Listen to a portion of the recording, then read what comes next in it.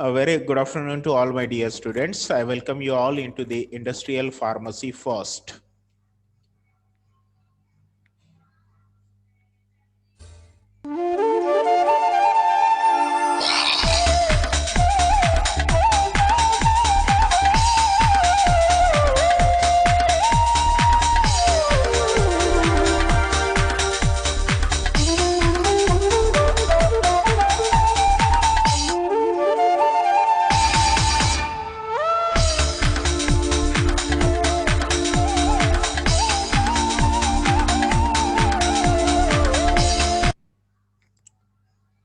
Dear students, we are on to the aerosols. And in our previous lecture, we had gone through the details of aerosol, like say what the aerosol mean, what is their meaning, what is their definition, what will be the advantages of the aerosols, what are the different limitations associated with them, and what are the different uses of the aerosols, in which we saw that there are topical aerosols, there are nasal aerosols, there are ocular aerosols, there are vaginal, rectal, etc., etc. So based on the utility, there are n number of types of the aerosols. Now, as far as our today's lecture is concerned, today we will go through the different points, like say we will going to compare the properties of the different propellants that are going to be used in aerosols. Then we will try to understand the role of propellants in the aerosols, and we will try to understand the different types of containers that are used. So this will be the learning outcome for today's talk. And in order to understand these topics, or in order to achieve these learning outcomes, our lesson plan that will move like say the propellant, the concept of propellant, then what is the classification for the propellants, how the propellants these are going to be nomenclatured, what are the different types of propellants, the advantages, limitations, uses, and the different container materials that are used for the aerosols. Now, as far as the components of any kind of aerosol system is concerned, so that will consist of the four basic components, and these are propellant, containers, valve and actuators, and the product concentrate. Product concentrate is nothing but your therapeutic agent, which is to be delivered in the form of the fine mist. Valve and actuator, these are the devices which are used in order to expel the content. Container, that is for holding the content, and the propellant, that is used in order to expel the content out of the container. As far as the propellant is concerned, in case of any kind of aerosol dosage form, it is considered as the heart of an aerosol package. The propellant that is responsible for developing the pressure and to expel or to disperse the product through the valve when the valve that will gets opens. So this is the valve. When we are pressing it at that time, it will going to be expelling the content in the form of the fine mist. And propellant is what? It is a dispersion medium as well as the driving force for provider dispensing discharge of the product from the containers. Now here you can see that there are the propellant vapors in case of the liquefied gases, and there is a compressed gas in case of the compressed gas kind of the propellant system. So here there is a presence of product, here there is a presence of the product and the liquid propellant. Now, if we see the propellant, there are two different types of propellant, that is the liquefied gas and the compressed gas. So there is some empty space. This empty space is said to be the head space, and this head space is responsible for the process of expansion of this liquefied gas as well as the compressed gas. So you can see the classification, the types of propellant, they had been classified as a liquefied gas as well as the compressed gas. If you see the liquefied gas, these has been further subdivided into the three different, that is the hydrocarbons. In short, these are called as HCs, chlorofluorocarbons. These are in short called as CFCs, and hydrofluorocarbons or hydrofluoroalkanes. These are in short called as HFAs. Now, as far as the liquefied gas is concerned, as already I told you that the product that is mixed with that of the liquid propellant, and in the headspace it will get propelled. When we are going to be processing this valve and actuator, at that time the gas or the liquefied propellant that will get expanded, and that is responsible for creating pressure onto this product concentrate, so that it will comes out and it will get dispensed in the form of the fine mist. Propellants in gaseous or in the vapor state. The propellant these are used, these are either into the vapor state or into the gaseous state.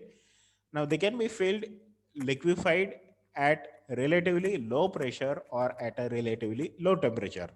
In liquid state, in pressurized package, the aerosol that is exists, and partly it is in the vapor state in case of the headspace.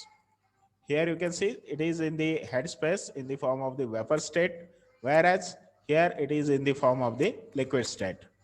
Now, as far as the functioning of these propellants are concerned, when you open the valve, what will happen? Some propellant is in the vapor state is mixed with that of the product for helping in spray formation, and it is dispensed with the product. Now, some of the liquid propellant immediately automatically converted into the vapor state to compensate the vapor propellant mixed with the discharge and with the product concentrate. Now, this is the gaseous propellant that is exerting this pressure, and final pressure is same as that of the initial pressure. Now, what does this mean? This is having the great significance that the initial pressure is equal to that of the final pressure. So this is important because over a period of shelf life, upon the storage, if the as the time that will passes on, the ability to expel the content that will goes on decreasing in case of most of the propellants, in case of most of the aerosol system. And this is because of what? This is when the initial temperature that may not be equal to that of the final temperature. Sorry, pressure.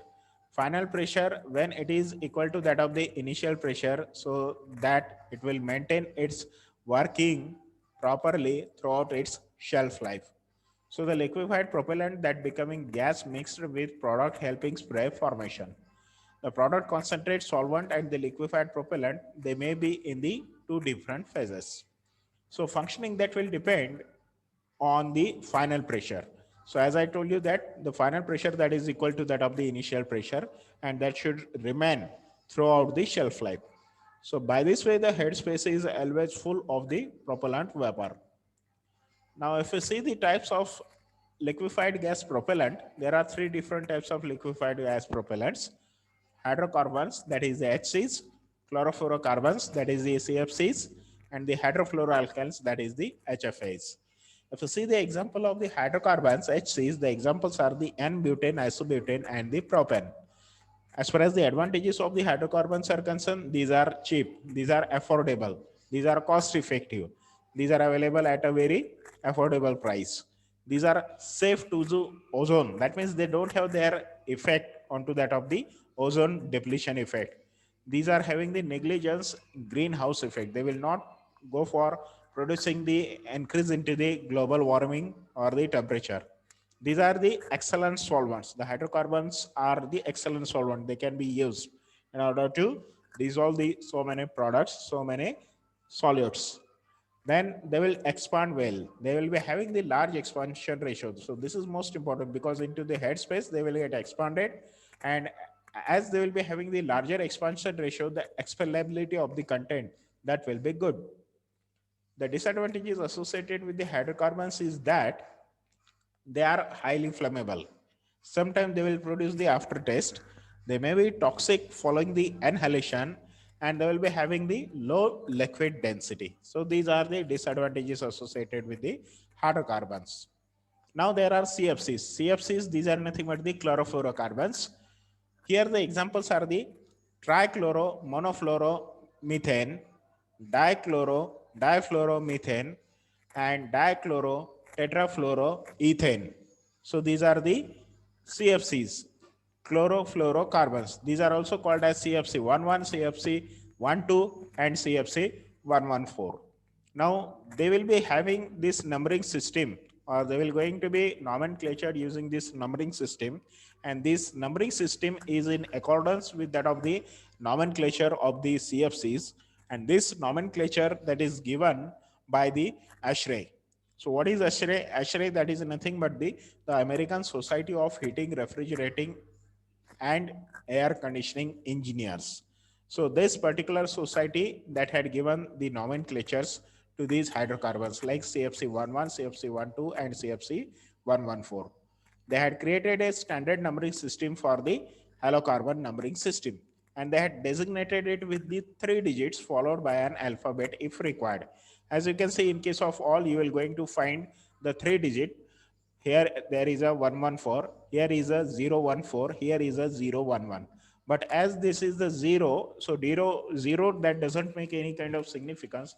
That's why here instead of writing 0, it has been written only as a 2-digit number. But actually this is not the 2-digit and this is the 3-digit number. So the first digit is the 0, right? Now, as far as the nomenclature is concerned, this numbering system is given on what basis? The first digit, that is nothing but the number of carbon atom minus 1. So if you see this, with this example, CFC11, if you see, it is the methane, trichloro, 1-fluoro, methane. So methane, that means methane will contain only one carbon atom, right? So 1 minus 1, that's why it is the 0, right? So that's why here there is a 0 and 0 has not been written here. Instead of that 0 1 1, it has been written as 1 1. Same is the case associated with CFC12. Again it is the methane, so the difluoromethane. That's why carbon atoms are 1, so 1 minus 1, that is 0, 0 1 2. So 0 doesn't make any significance. That's why here it is, instead of writing 0 1 2, it has been written as CFC12. Then the second digit, that is the number of hydrogen atom plus 1. Now here if we say, in case of methane, here there is no hydrogen atom, right? So 0 hydrogen atom, 0 plus 1, that's why here it is 1.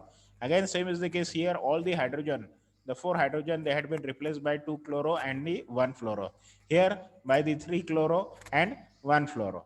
So that's why the hydrogen atom plus 1. So this is the second digit. That's why here it is 0 plus 1, it is 1. 0 plus 1, it is 1. And here in case of the third, that is the CFC114, you can see it is the ethane, right? So again here if we say 4 plus 2, that is 6, right? So again here there is a number of hydrogen atom that are 0. So 0 plus 1, that's why here there is a 1. Are you getting me or not? Right? So the second digit, that is nothing but the number of hydrogen atom plus 1. The third digit, that is equal to the number of fluorine atoms. Now if we say this, in this case, number of fluorine atom. How many fluorine atoms are there? 1. So that's why there is a 1. How many fluorine atoms are 2? Here there are 2. That's why here there is a 2. Here how many fluorine atoms are there? Here there are 4. That's why here it is the 4. So the first, that is nothing but the number of carbon atom minus 1. Second digit, that will represent the number of hydrogen atom plus 1. The third digit, that will represent the number of fluorine atoms. And all remaining atoms are assumed to be chlorine atoms. And initial 0, that is indicating one carbon compound, is omitted. So as it has been seen in case of the CFC11 and CFC12. Right? Okay. So that's fine. Then if you see the examples, here you can see 1112333 heptafluoropropane. It has the 3 carbon atoms. So 3 minus 1, that's why it is 2. 1 hydrogen atom, so 1 plus 1, that's why it is 2. 7 fluoroatoms, that's why it is 7. So, and no chlorine atom, therefore it is named as HFA. So HFA 227. 227. CFC114 for the dichlorotetrafluoroethane, and CFC12, that is CFC012, it is for the difluoromethane. Now, advantages of the CFCs are that these are less toxic upon inhalation. These are not that much toxic. They will possess the high chemical stability. They will possess the high purity. And CFC11, that is the very good solvent which is used in case of most of the cases. Now, the disadvantages associated with CFC is that they're high cost. These are costlier one. That's why when we are introducing or when we are including these, they will going to increase the cost of the product. They will contribute to that of the greenhouse effect, and these are responsible for the ozone depletion effect, being phased out by the HFAs and banned by many countries. The CFCs, these are going to be banned, and these are going to be phased out by the high fluoro alkanes, hydrofluoroalkanes, because of their greenhouse effect, right? Now, except their use in case of some essential medicines like say the bronchodilators, ergotamine tartrate, certain topical antibiotic sprays, and the contraceptive vaginal forms, the CFC is not at all used. And these are used in case of only developed countries, and that too in a very, very limited extent.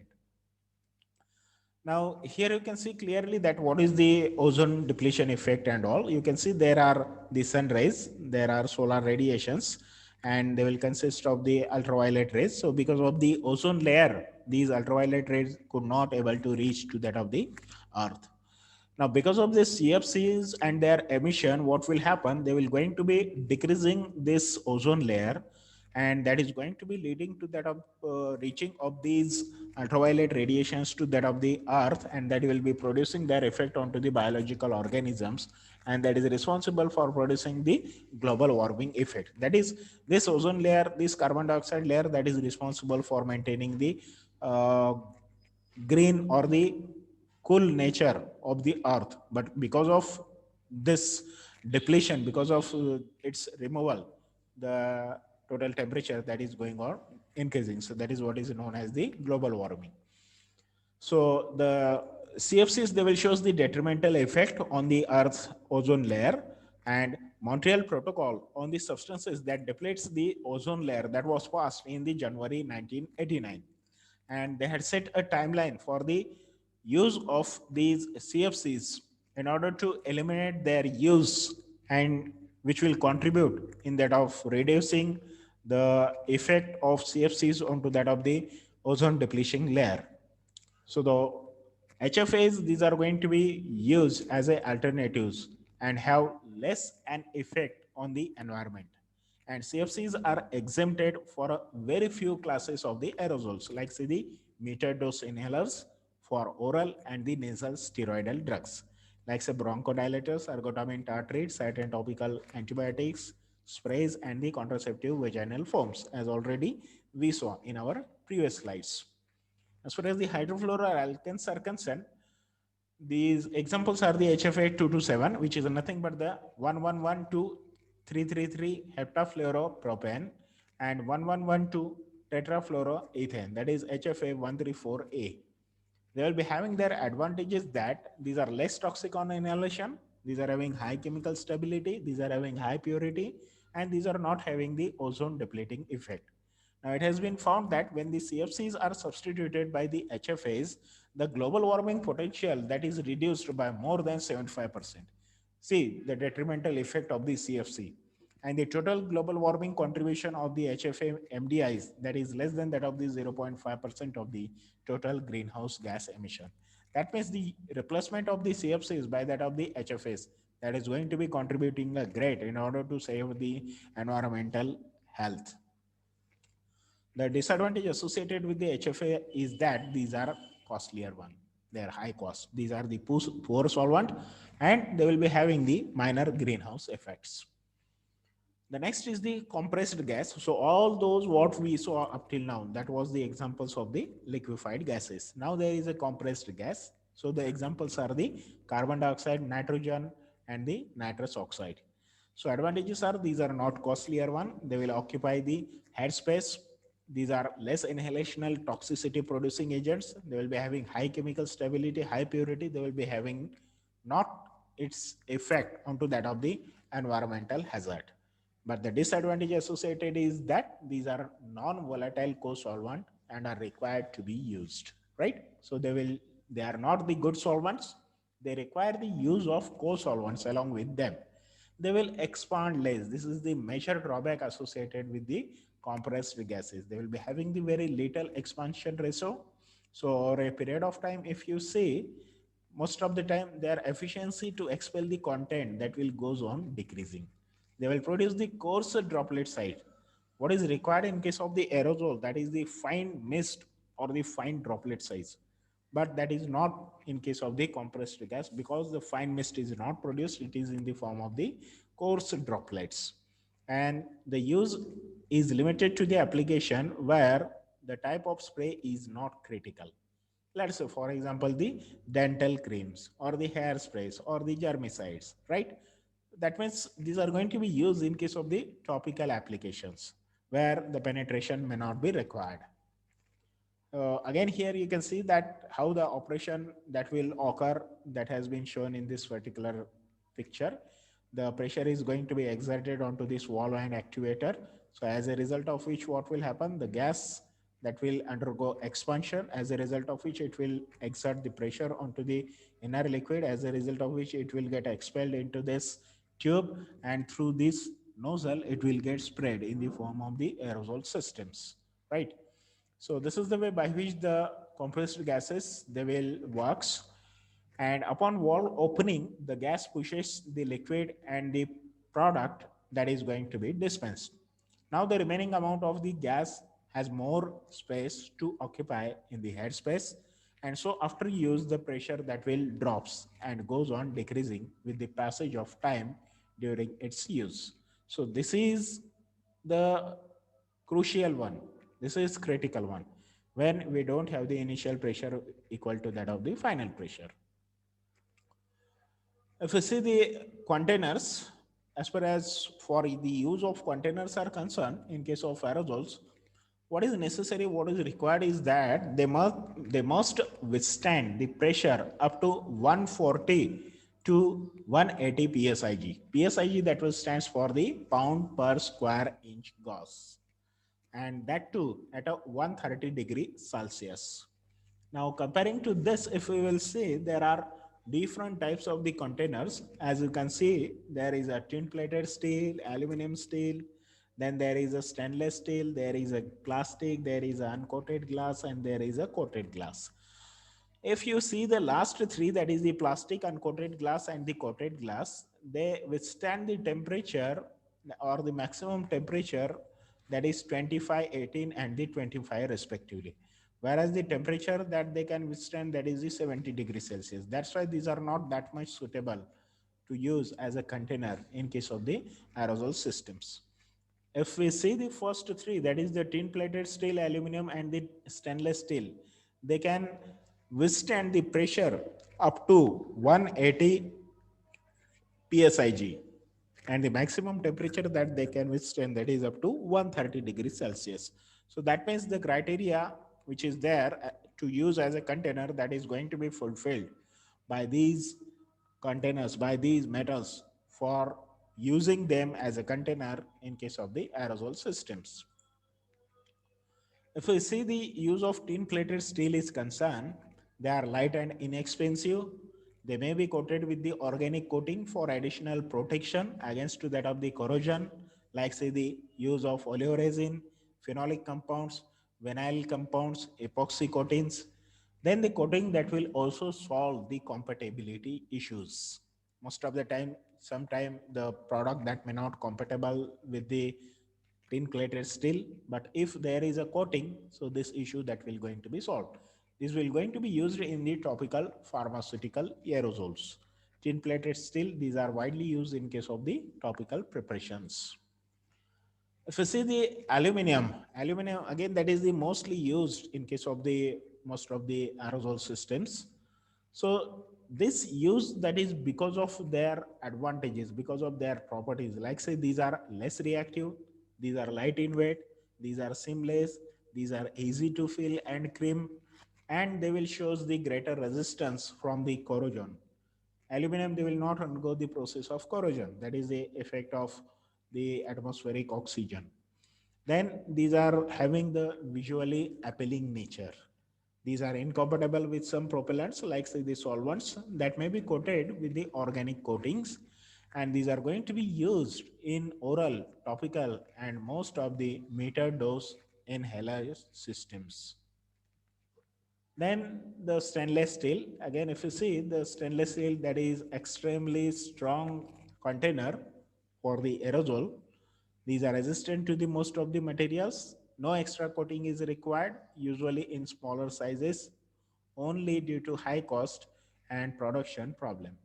Their use that is limited in case of the small sizes, because in case of small volume or in case of small size of products, if you are going on using this stainless steel, as it is expensive, that will increase the product cost.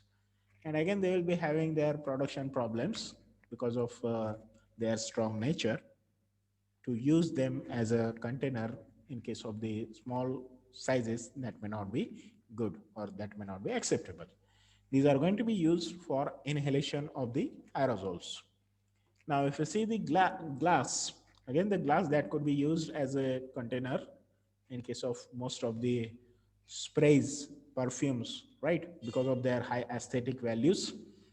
Have you ever you imagine that the spray system, or say the perfume, or say there is a fragrance which is going to be packed into a plastic or say aluminum? No, you cannot, because say even though for a very small volume you are going to be paying much, and that's why in order to increase the aesthetic value, generally the glass that is going to be used in case of the sprays and the perfumes.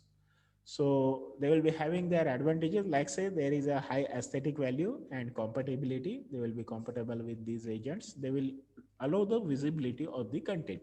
Just from outside we can observe the content. And for product with lower pressure up to 25 psig and lower percentage, only about up to 15% of the propellant, the glass that can be used effectively. Now, the glass that will be having the high aesthetic value, they will allow visibility of the content, and their use is limited for the product with the low pressure.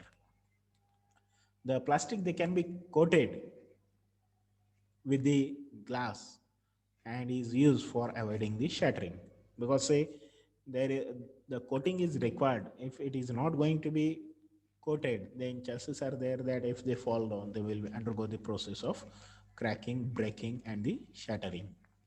Now they are going to be used for some topical and for some of the MDIs, meter dose inhaler aerosol systems.